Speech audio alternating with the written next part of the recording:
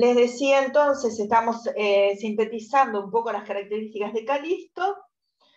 Es un personaje que para evadirse de su mundo real busca refugio en la soledad, asumiendo una actitud quejumbrosa, melancólica, soñadora. Es ansioso, es impaciente, es caprichoso, no puede soportar que demore el logro de su pasión amorosa.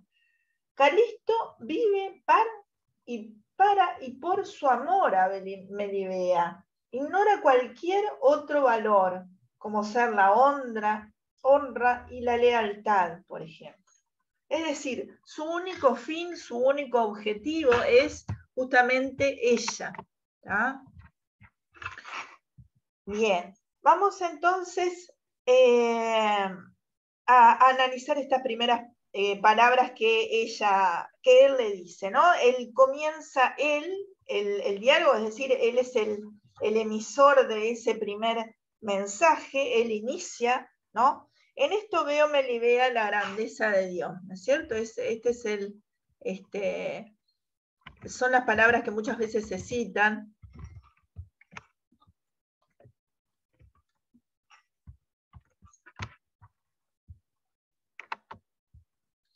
En este caso,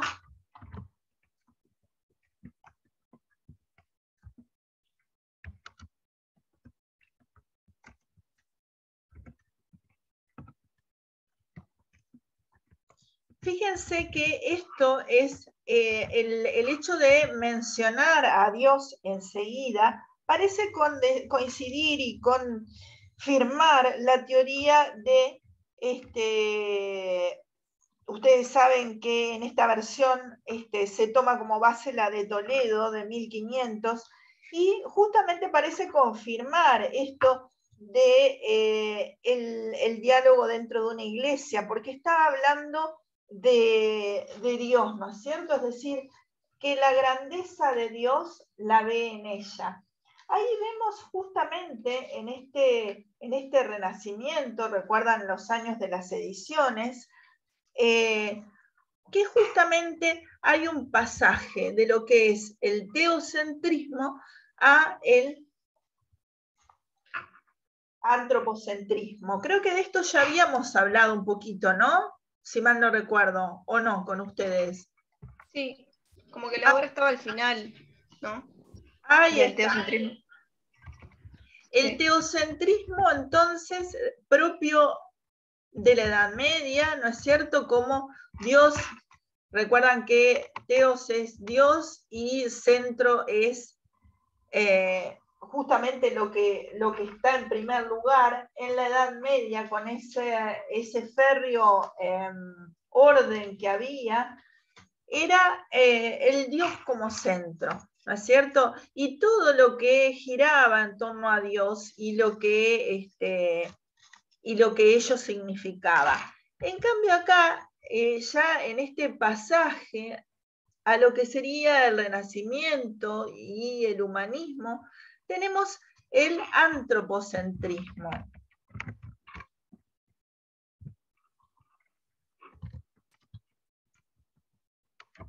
Que viene de antropos, que es hombre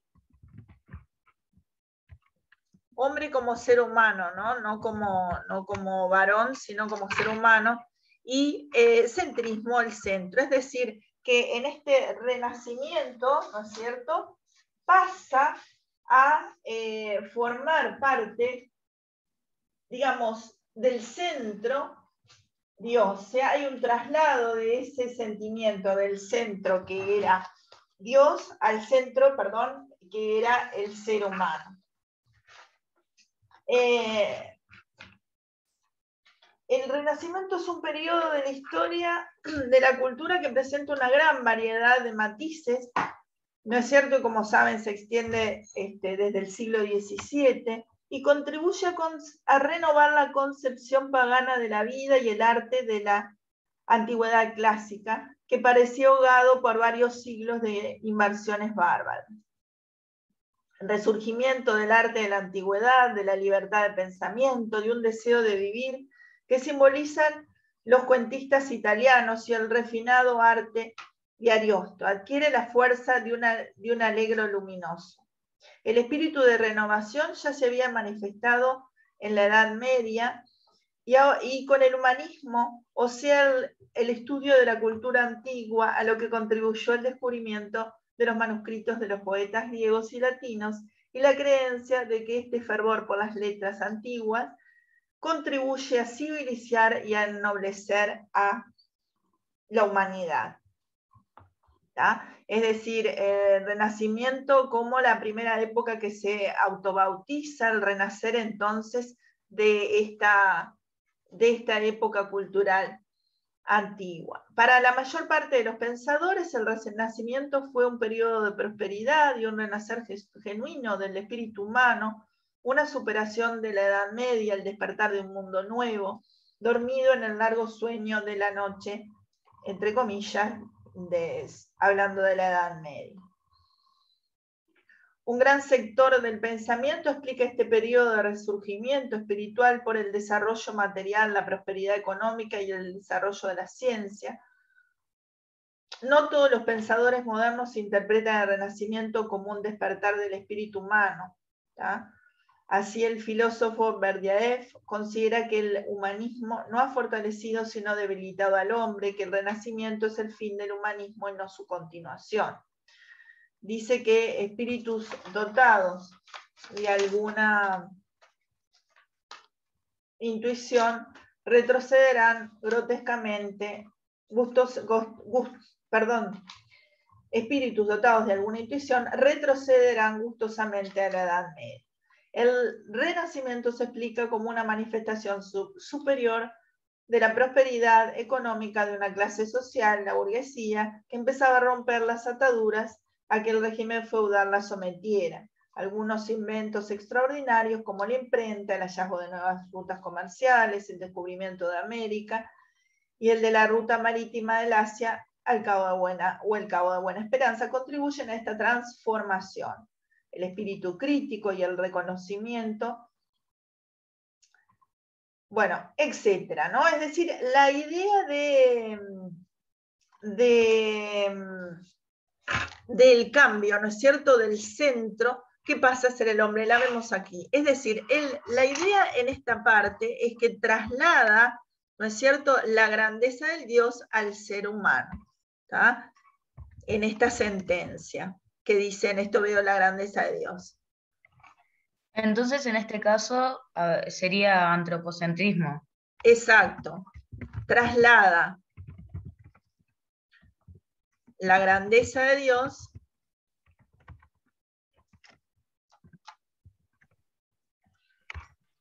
Eso es al trasladarla a Melibea, cuando la compara, ¿no? Ahí está, a Melibea, exacto, es decir, al ser amado.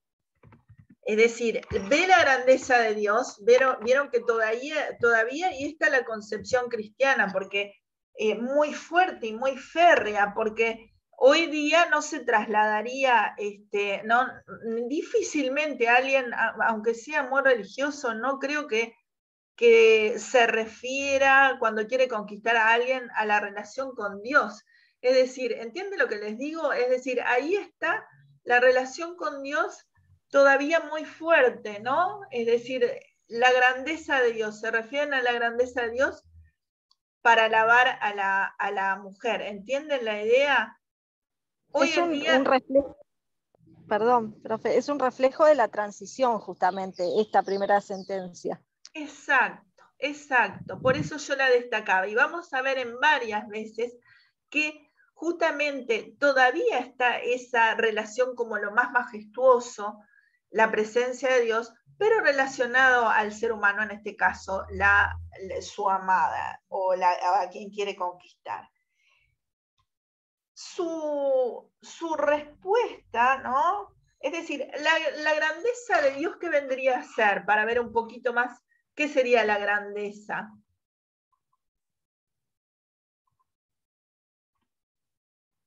Como lo excelso, ¿no es cierto? Es decir, ya... la perfección. El poder de Dios. Ahí está, la perfección ya no estaría en el cielo o en los ángeles o en, ¿no? Como puede ser en otros textos, sino acá en la tierra. ¿Entienden la idea también de esa relación con lo terreno, con lo real, con lo corpóreo, del hecho de llevarlo al amor por Melibea, ¿no? Es decir, la grandeza, pero ligada a lo corpóreo, ligado a lo real y a lo vivencial. ¿En qué, Calisto? Es decir, vieron que ahí la respuesta de ella al principio es seca,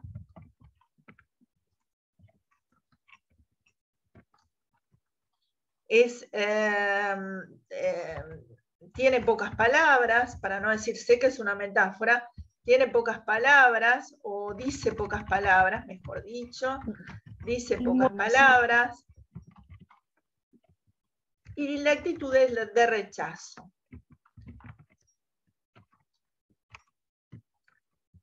Y después vas adelante, que si vamos a llegar hoy, supuestamente, lo rechaza directamente, ¿no? Es decir, sus palabras son de rechazo.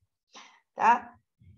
En dar poder a natura, que es lo que le contesta Calisto, en dar poder a natura, que de tan perfecta hermosura te dotase. ¿Vieron? Ahí está la hermosura y la importancia de que se la diese a ella. Hacer de mí inmérito. ¿Qué sería inmérito?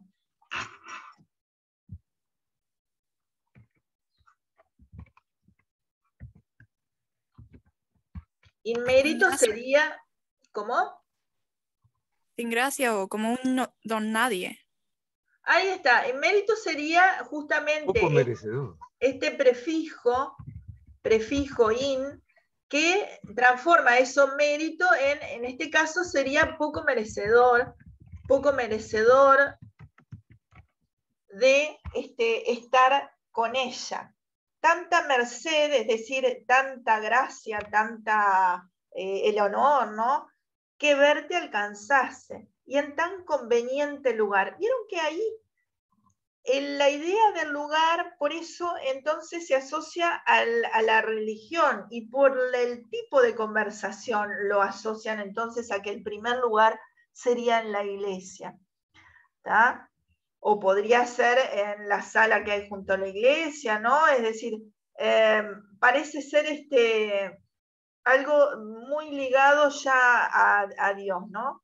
Y tan conveniente lugar, ahí nombra el lugar, que mi secreto dolor manifestarte pudiese. Fíjense que este secreto dolor manifestarte pudiese hace ver como que ellos ya se conocía, ¿tá? Mi secreto dolor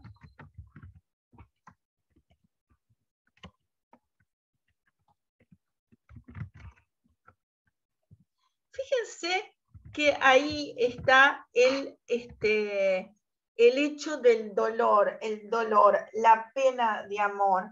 Vieron que, como yo les dije la otra vez, Calisto es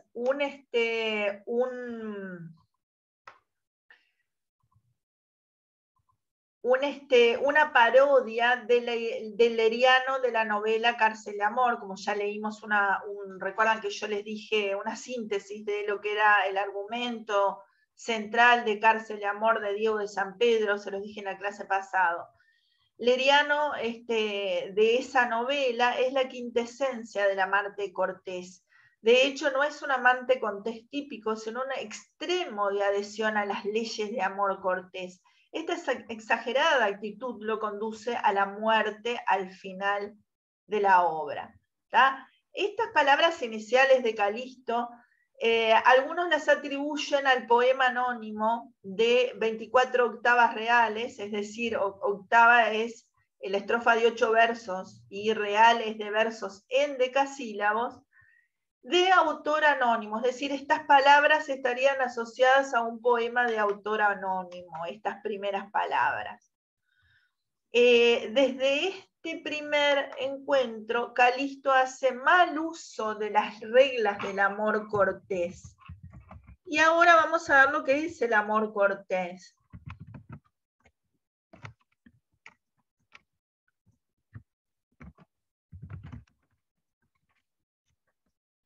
Porque no puede estar diciendo, no puede hacer manifestación justamente de ese secreto dolor, ¿no es cierto? Este primer parlamento fue considerado por Spitzer como un lugar común medieval, ¿tá? Sin embargo, Castro lo considera típicamente renacentista. Green señala el punto de vista medieval de la naturaleza como representante de Dios, ¿sí? Vamos a ver algunos elementos de amor cortés, ¿sí? En lo que es la idea de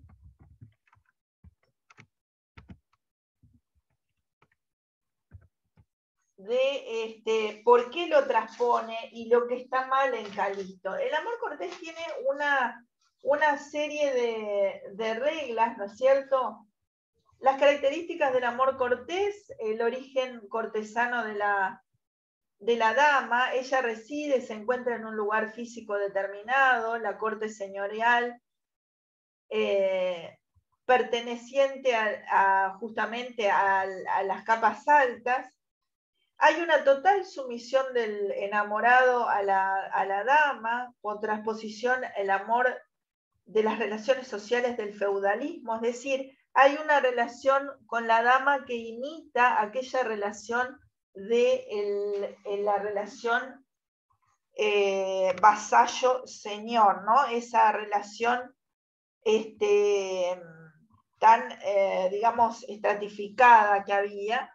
Por eso, acá desde este comienzo, él se ve también disminuido, vieron que él parece ser menos que ella, ya al verla a ella como grandeza, la grandeza de Dios, ¿sí?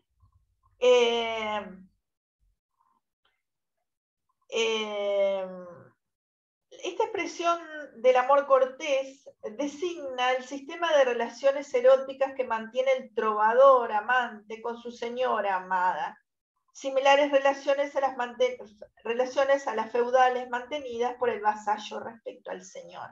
La alta extracción social de la dama y su matrimonio son los dos obstáculos que la hacen más inaccesible y por lo tanto más deseable. Ven que en este caso no es el matrimonio, ¿no es cierto? Es decir, ella, no es el caso de ella porque es soltera, por supuesto, y pura, ¿no es cierto? El sufrimiento del servicio amoroso es aceptado con el orgullo y la admiración del vasallo, que reconoce la superioridad del señor feudal. De la misma manera, la superioridad de la dama está asociada a esa superioridad del señor feudal.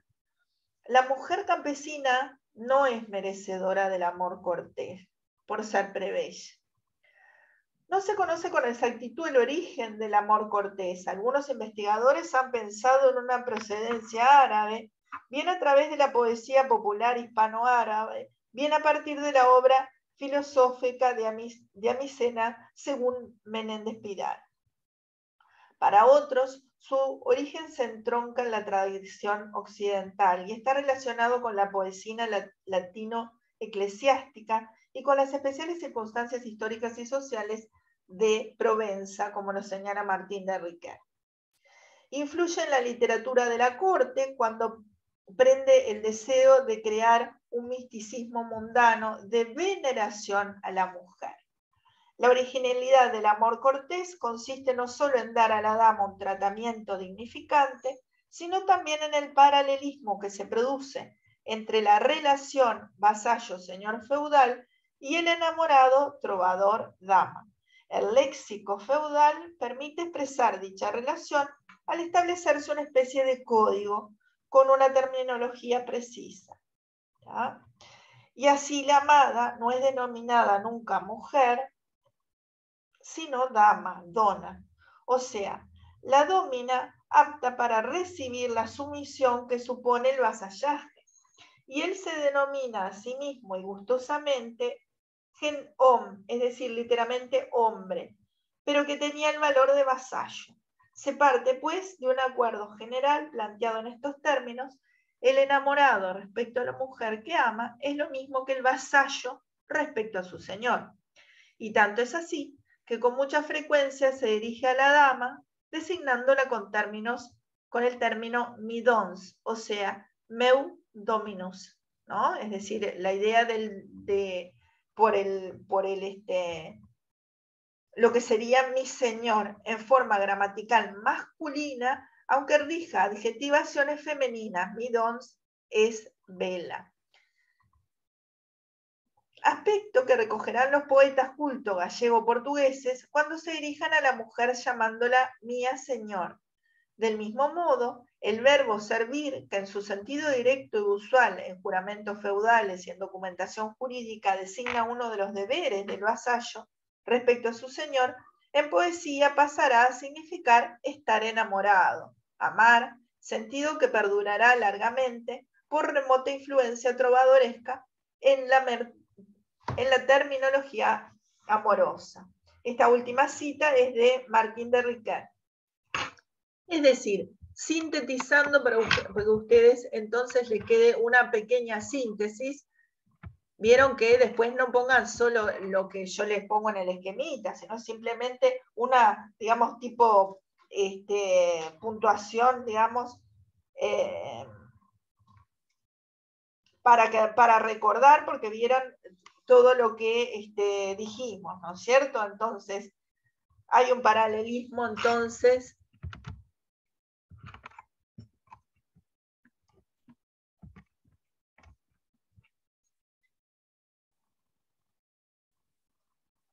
que se produce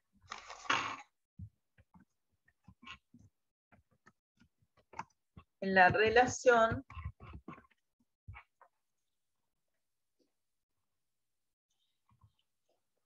entre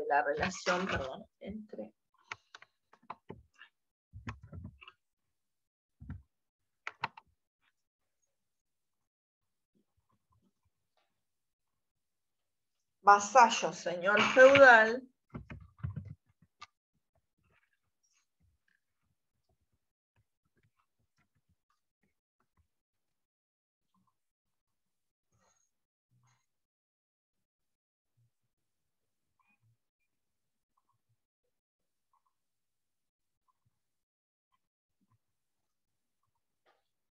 y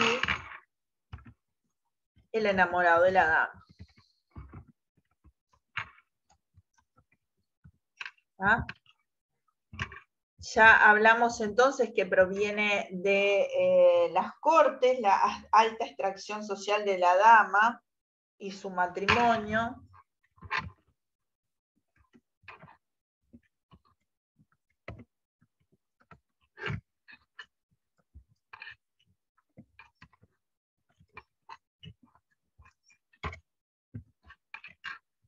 Son dos obstáculos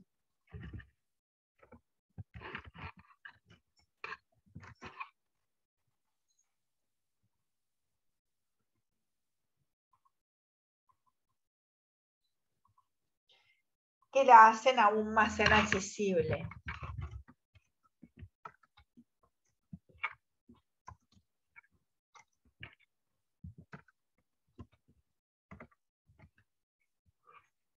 Y por lo tanto más deseable.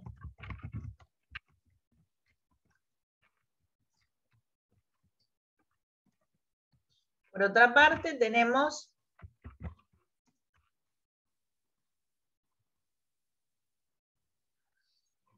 vamos a poner al principio lo que sería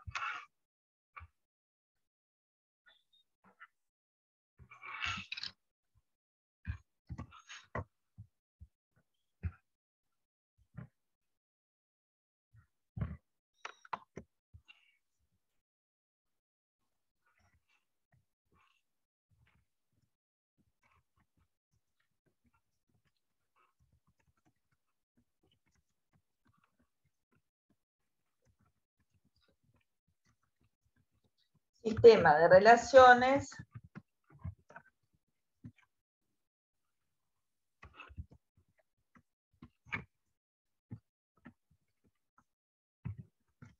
que mantiene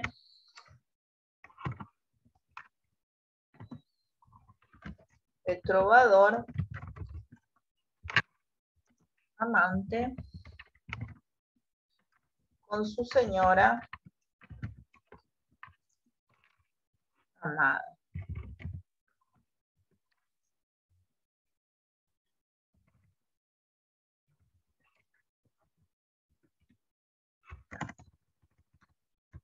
Entonces vamos a poner acá el 1. Así les queda más ordenado.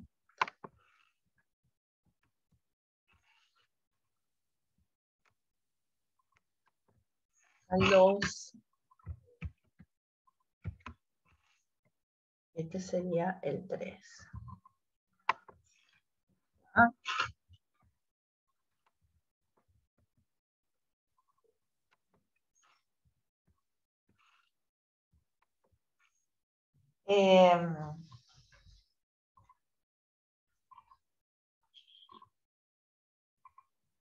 Los enamorados son siempre de condición aristocrática.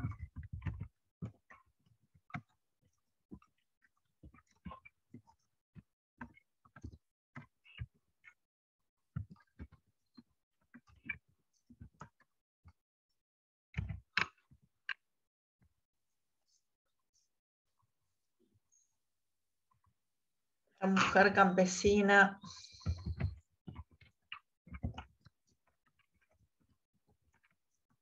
no es merecedora del amor cortés.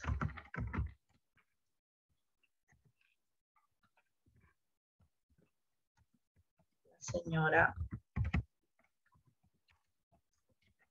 Midons es llamada Midons, ¿tá? Es decir,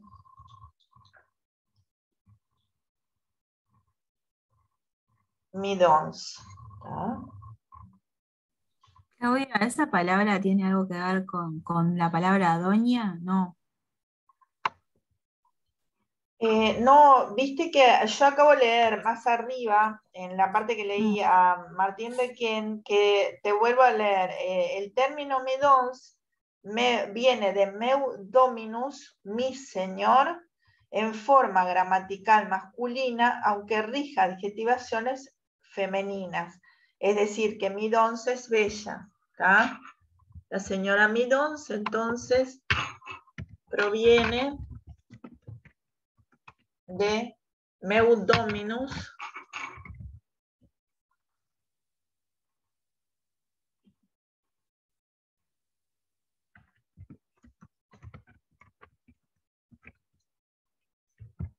que es mi señor.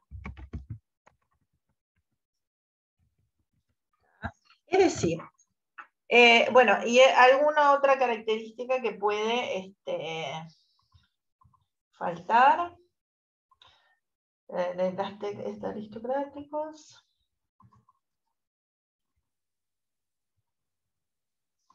La idea de... bien. La idea es que los trovadores reconocían distintas situaciones en la relación amorosa, ¿tá? Entonces, tienen que cumplir una serie de pasos, ¿tá? Esto es lo que no respeta Calisto, ¿tá? Y por eso sería una parodia de ese personaje que ya acabamos de mencionar, de la obra Cárcel de Amor. Es decir, él justamente parodiar es, como habíamos dicho, hacer una burla, ¿no es cierto?, de una obra más seria. En este caso, entonces, él transgrede todas las normas al hablarla enseguida, menos al decir esto que el secreto del dolor manifestarse pudiese, ¿no es cierto? Es decir, de ninguna manera podría de esta forma, porque hay una serie de elementos que él tiene que seguir. Entonces, los trovadores reconocen distintas situaciones en la relación amorosa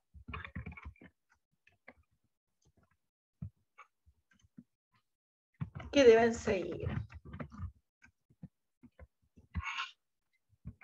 Acá vamos a poner, ella es lista.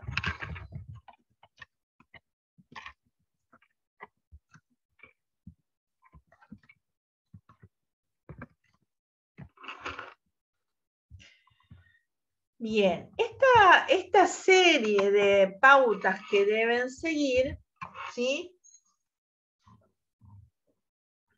Según un tratadista anónimo de mediados del siglo XIII, están la etapa de feedor, si el enamorado no ha manifestado sus sentimientos; pregador, si el enamorado los ha expresado; entendedor, si el enamorado es recompensado con sonrisas y prendas; druts, si disfrutan de una relación de carácter más íntimo.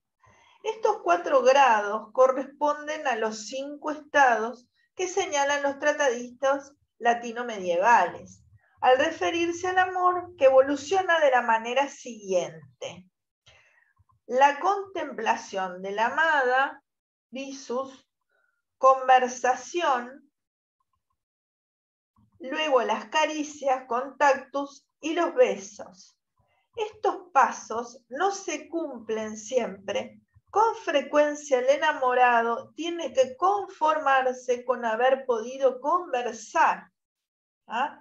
Es decir, acá él está transgrediendo, ¿sí?, todos estos elementos que haría un correcto personaje que respetara esas reglas del amor cortés. Por eso es que ella está tan enojada, y por eso enseguida, con esa primera, fíjense, además, lo absurdo de el hecho que declare su amor. ¿Qué parece hoy en día?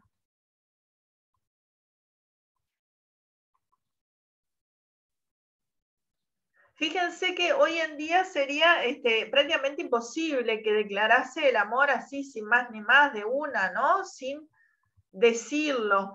Justamente. Y si alguien, perdón, y si alguien lo hace, también resulta un poco invasivo, ¿no? Igual hasta hoy en día, así de esa manera, ¿no? Exacto, porque de buenas a primera le viene a declarar que el dolor del amor de él, ¿no?, sin más ni más, recién habiéndose encontrado, ¿no es cierto? Es decir, todavía el primer halago, la grandeza de Dios, bueno, pero ya hablar del secreto dolor, de confesar, es una confesión de algo secreto, de algo íntimo, ¿está?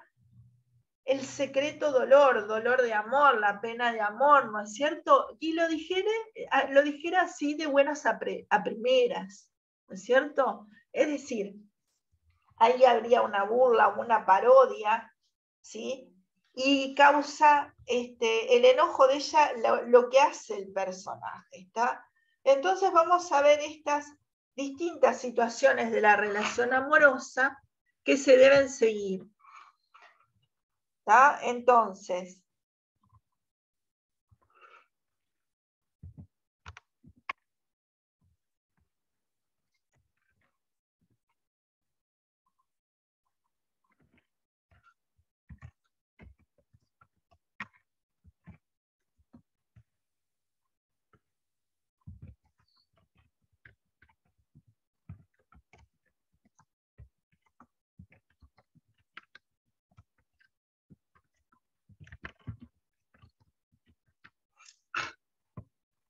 acá en realidad estas serían entonces ya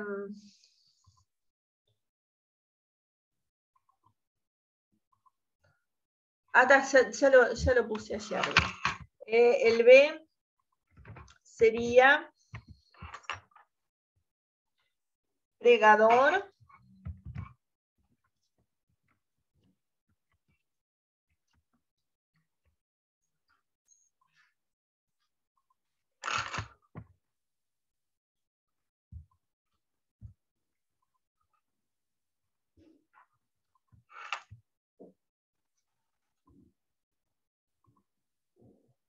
si los ha expresado.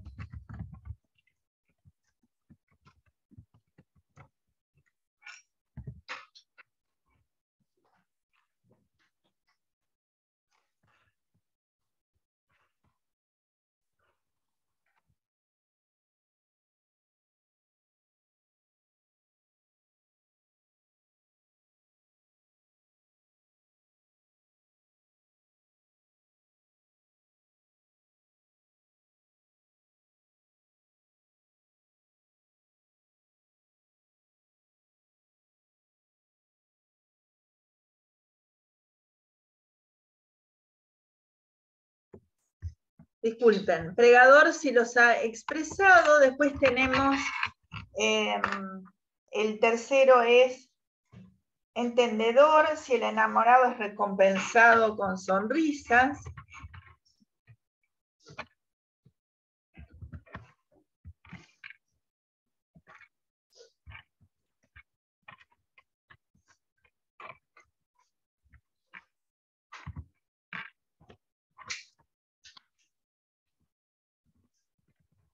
Es decir, como que habría una complicidad ahí, ¿no?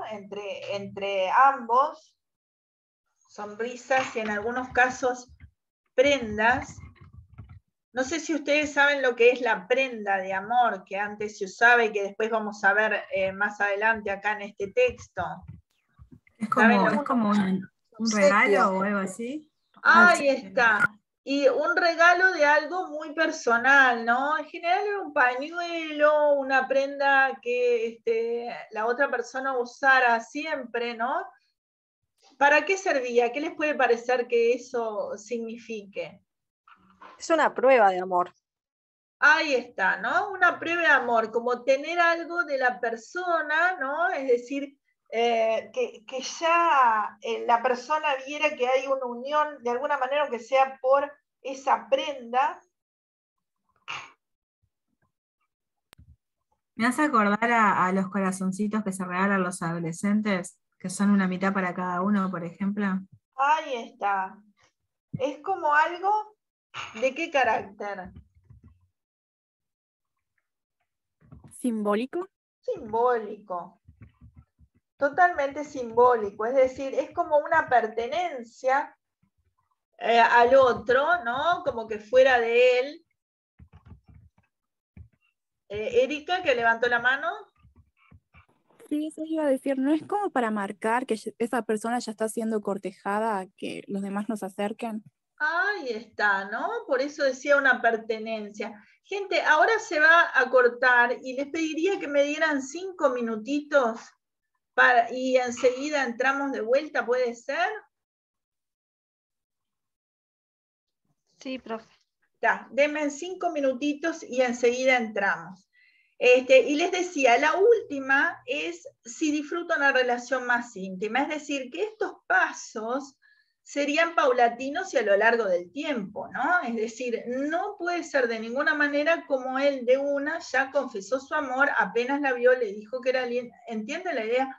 Eso es lo que hace pensar, por una parte, que hubiera una conversación previa y por otra parte la indiscreción de él, el arrojo de él,